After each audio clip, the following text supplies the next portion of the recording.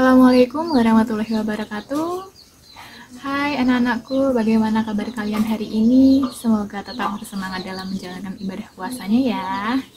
Oke, pertama-tama marilah kita panjatkan puji syukur kehadirat Allah Subhanahu wa taala yang telah memberikan kita kekuatan dan kesehatan sehingga kita masih sanggup menjalankan ibadah puasa kita yang ke-12 ini.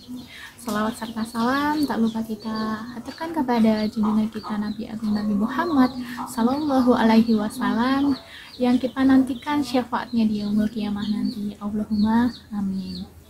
Oke, di kesempatan kali ini saya akan membagikan sebuah cerita menarik yang insya Allah bisa diambil hikmahnya ya. Ini cerita saya ambil dari buku yang berjudul Kisah-Kisah Ajaib Pembeli Surga karya Ahmad Ali. Nah, diriwayatkan atau diceritakan dari Mut'ah Al-Fatih bahwa dia memiliki kawan, sahabat dekat, seorang laki-laki yang memiliki banyak lahan pertanian. Namun dalam setahun masyarakat di desanya mengalami perekonomian yang sangat buruk sehingga banyak dari mereka yang menderita kelaparan.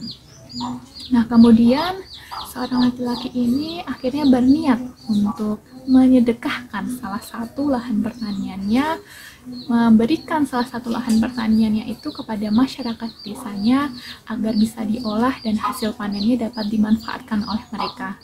Akhirnya dia datang ke masjid, kemudian memberikan pengumuman kepada masyarakat desanya bahwa dia telah memberikan salah satu lahan atau ladang pertaniannya kepada mereka supaya bisa mengolah kemudian hasil panennya untuk mereka.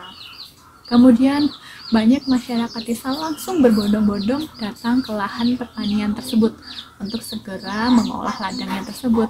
Sehingga pada akhirnya waktu panen pun tiba. Nah, si pemilik ladang pertanian ini tadi tidak sempat mengecek sama sekali ladang pertanian yang sudah dia sedekahkan itu. Kemudian pada saat hasil panennya tiba ya, si laki-laki ini penasaran dan kemudian teringat juga, oh ya dulu kan ada satu ladang pertanian yang saya berikan kepada masyarakat desa. Bagaimana ya keadaannya sekarang? Nah, akhirnya dia menyuruh beberapa karyawannya untuk mengecek ke ladang pertanian tersebut. Lalu betapa terkejutnya karyawannya itu. Karena apa? Karena sebetulnya seluruh masyarakat desa itu sudah mengambil hasil panen bagiannya sendiri-sendiri ya, masing-masing sudah mengambil hasil panennya itu, tapi ternyata masih banyak hasil panen yang tersisa di ladang pertanian tersebut. Nah, kemudian hasil panen dari ladang pertanian tersebut ternyata lebih besar daripada hasil ladang-ladang pertanian yang dia miliki. Nah, dari kisah itu bisa kita lihat ya, bahwa ternyata kalau kita bersedekah, kalau kita berinfak, itu sebenarnya tidak mengurangi harta kita sama sekali, tapi malah semakin melipat gandakan harta kita. Karena apa? Karena kita sudah berniat untuk menyedekahkan, untuk berinfak ya, harta kita di jalan Allah, seperti itu. Nah, Allah pun telah berfirman ya dalam surat Al-Baqarah bahwa perumpamaan orang yang menginfakkan hartanya di jalan Allah maka seperti sebutir biji yang menghasilkan 7 tangkai. Di 7 tangkainya itu masing-masing ada 100 biji. Allah melipat gandakan bagi siapapun yang dia kehendaki. Dan Allah maha luas dan maha mengetahui.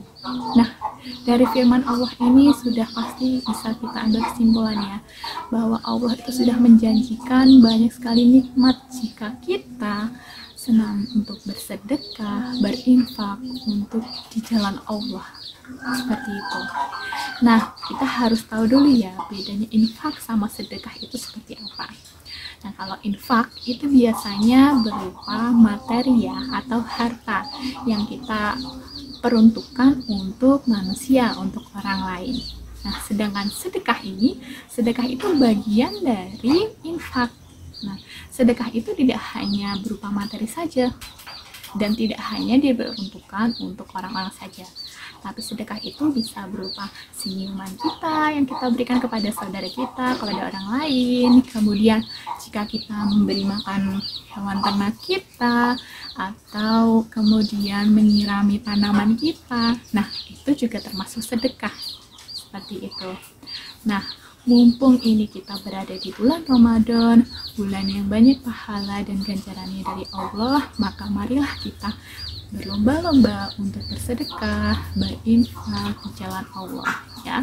Jadi diniatkan kita bersedekah, berinfak itu untuk Allah Subhanahu wa taala semata. Insya Allah tidak hanya hartanya saja yang dilipat gandakan oleh Allah, ya, harta kita maksudnya, tapi juga pahala kita. Kemudian insya Allah akan kemudian menghilangkan kesusahan yang ada dalam hidup kita, ya. Kemudian juga menghilangkan malapetaka. Jadi pokoknya kesulitan-kesulitan kita itu akan terbebaskan, seperti itu. Yang penting kita harus beringat bahwa kita bersedekah dan berinfak itu semata-mata hanya untuk Allah Subhanahu wa taala. Nah, sekiranya itu saja yang bisa saya sampaikan pada kesempatan kali ini. Semoga melalui cerita tadi menjadi membuat kalian lebih bersemangat, lebih senang untuk bersedekah dan berinfak, ya. Karena hidup itu cuma sekali, maka manfaatkanlah hidup kita sebaik-baiknya dengan berbagi kepada sesama, utamanya semata-mata hanya untuk Allah semata. Akhirul kalam, wassalamualaikum warahmatullahi wabarakatuh.